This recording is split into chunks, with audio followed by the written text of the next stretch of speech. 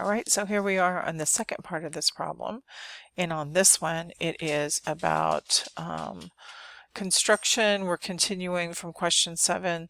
Topsoil must be bought to cover the sector to a depth of 4 inches. How many cubic yards of topsoil are needed? Round to the nearest cubic yard. So this goes back to some of the things that we did back in chapter 9, because we are finding actually volume to figure out how much topsoil we're going to need at a depth of 4 inches. But first we need the area of the base. Remember that volume is the area of the base times the height. And so for this particular question, my height is going to be 4 inches, but I need to convert that to feet. So 4 inches out of 12 inches is 1/3 of a foot. All right, so when we need that, we've got it, right? So we're going to need that height, and then we're going to go back to finding the area of our sector. Now remember, we already found A on the previous question, right? A is 7 pi over 12 radians. So my area is 1/2 the radius squared times A. My radius is still the same, 215 feet. So 1/2 times 215 feet squared times A, and that was my 7 pi over 12 radians. And then we simply calculate.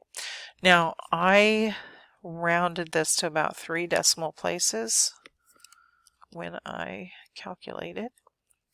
So 42,355.868, and that's square feet. And then we're going to find the volume. So let's go to that. My volume is going to be the area of my base, 42,355.868. And times the height. Remember, it's times the height. And my height is 1/3. So basically we're dividing this by 3. So that gives me 14,118 point.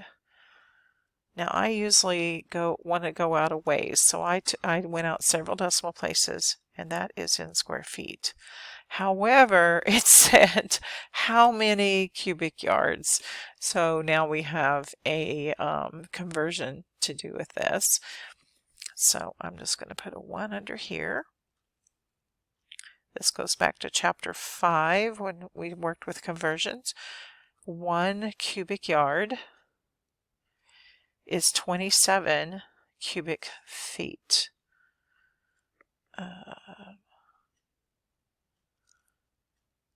27 square feet. What am I saying?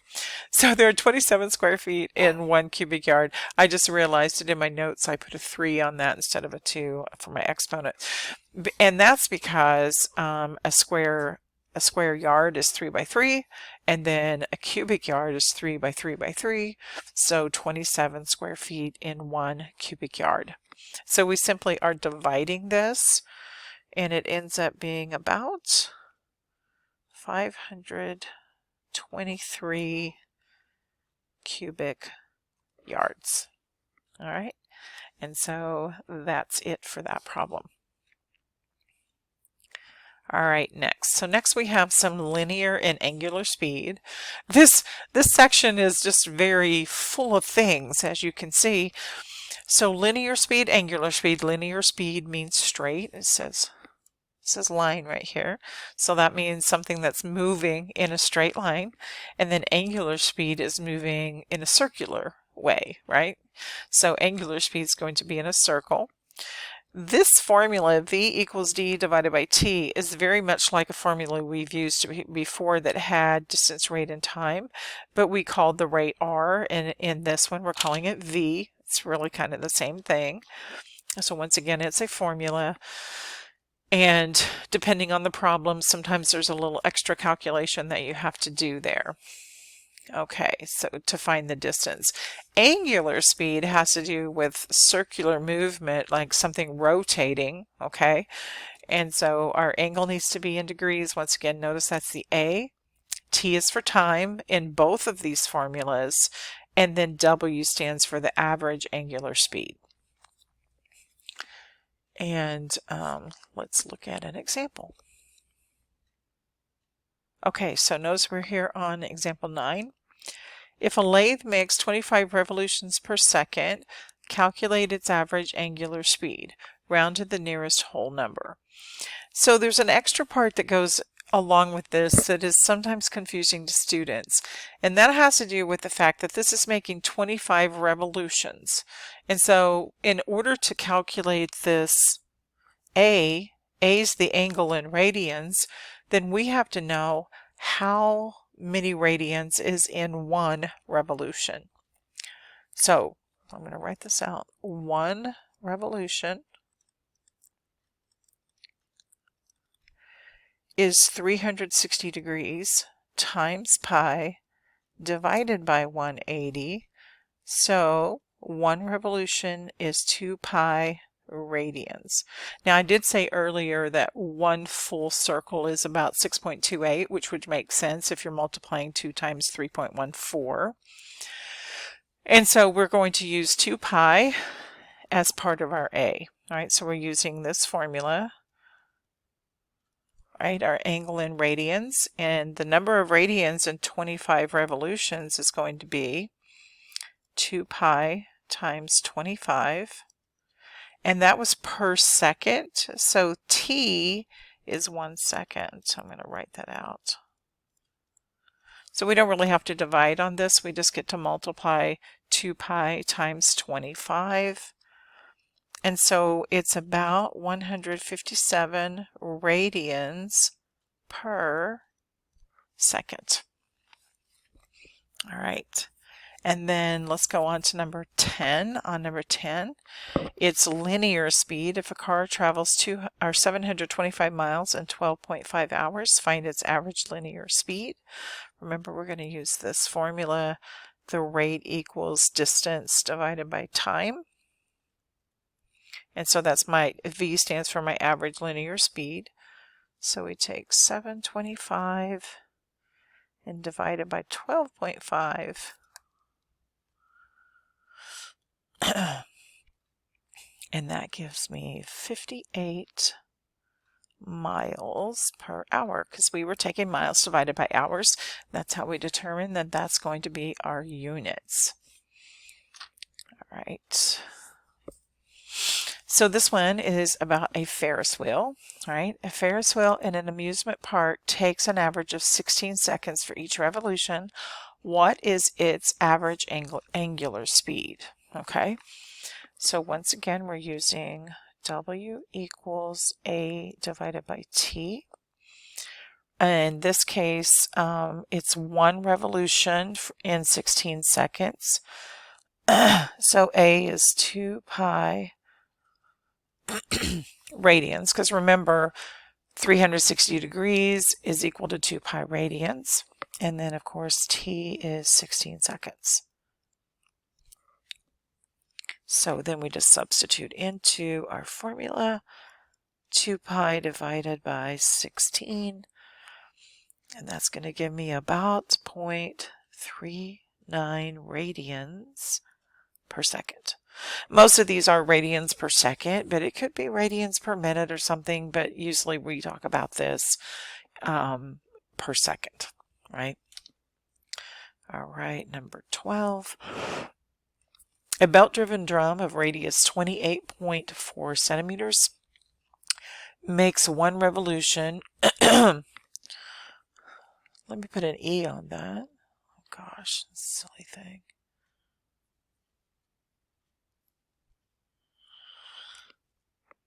Now I see another typo there.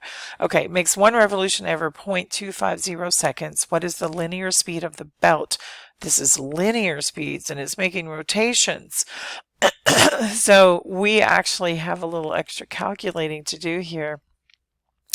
What is the linear speed of the belt driving the drum? Round to the nearest whole number. And I gave you this little hint about if the belt doesn't slip, the distance traveled by the belt in one revolution is equal to the circumference of the drum.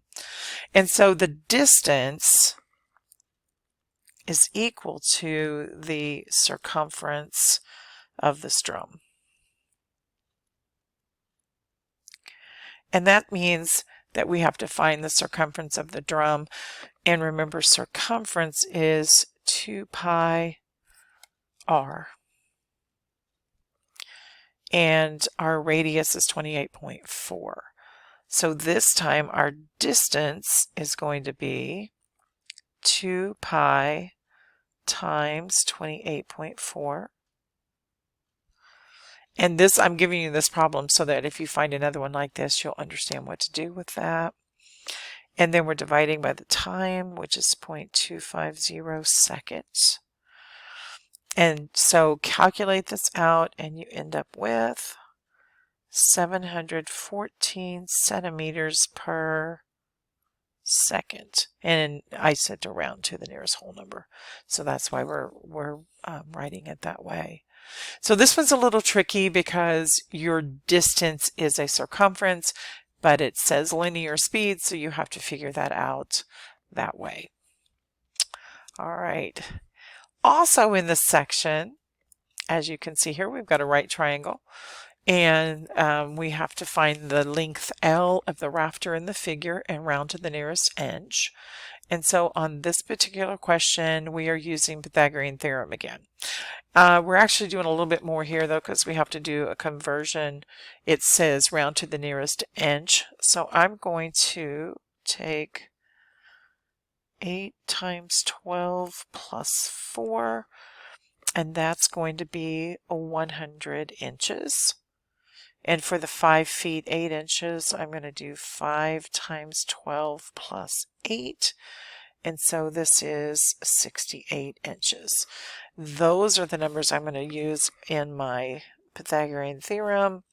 So L squared equals 68 squared plus 100 squared. Remember, that's C squared equals A squared plus B squared. And then we calculate L squared. Once I calculate that out, you can just do this all in one, key it into your calculator. And remember, there's a square root involved because it's L squared equals 14,624. So the square root of that, and we're at about 121 inches. And you can also write that in feet and inches, right? So 10 feet, 1 inch approximately, because there was a little bit of rounding that went on there. And then next is going to be section 10.2, so I'm going to stop here. We're low on time anyway, or we're getting close to my 15-minute time limit, and we'll finish this on the next video. Bye, everyone.